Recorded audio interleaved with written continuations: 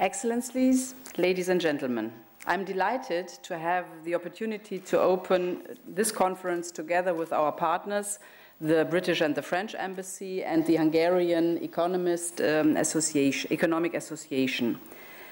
2015 is a crucial year for global climate protection, as we all know.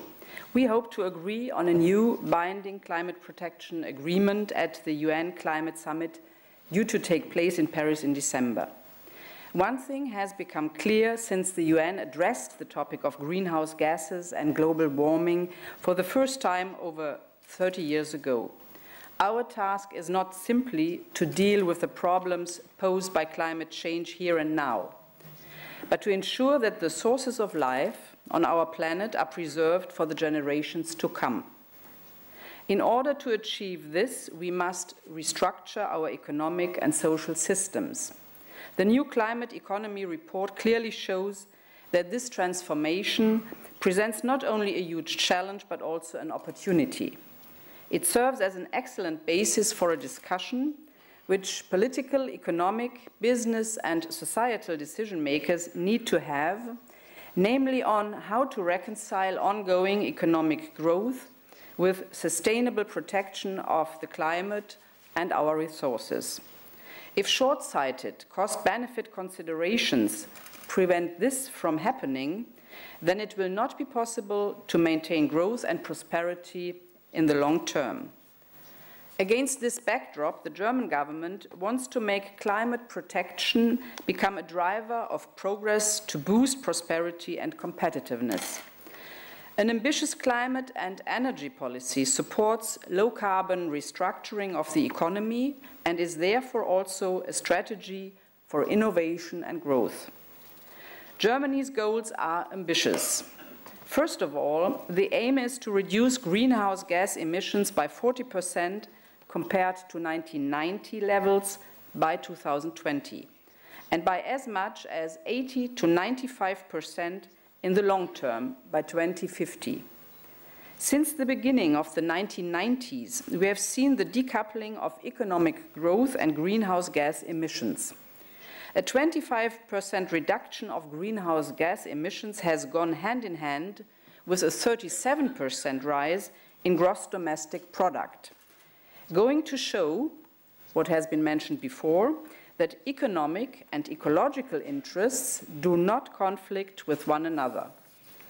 In parallel to this, the transformation of Germany's energy system, the so-called Energiewende, aims to make the German economy one of the most energy efficient and environmentally friendly in the world.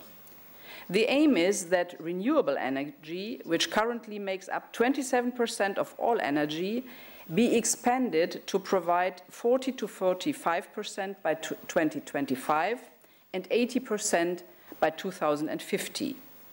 Energy efficiency is to be increased so that by 2050 we only use half as much energy as we did in 2008. The Energiewende is a radical process of transformation.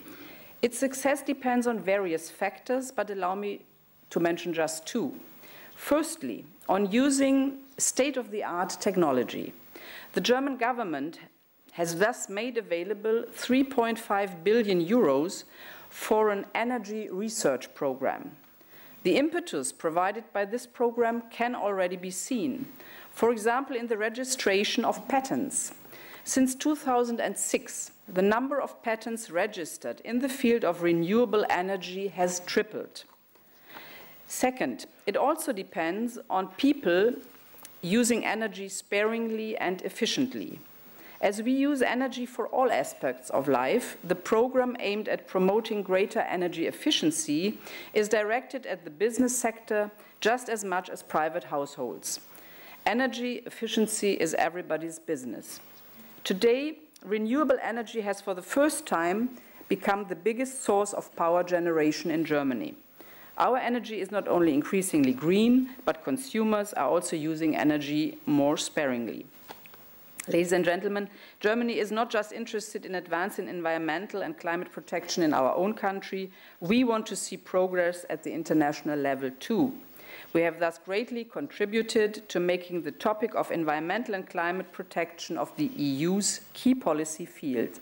Indeed, in October 2014, within the 2030 framework for energy and climate, the EU set itself an ambitious goal of reducing emissions by 40% by 2030. The EU's impact assessment on the 2030 framework for energy and climate concludes that economic growth will in the long term be higher with such ambitious goals than without. In the run-up of the COP21 climate summit in France, Germany will work to raise yet more awareness of the challenges and opportunities linked to climate protection within the framework of its G7 presidency and through numerous events. For instance, next month, Foreign Minister Steinmeier is hosting a high-level conference in Berlin entitled Berlin Energy Transition Dialogue Towards a Global Energiewende. Allow me to conclude by asking 3 questions on the topic of climate protection and the new climate economy.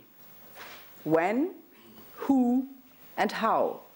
And the answers go today, us, and together.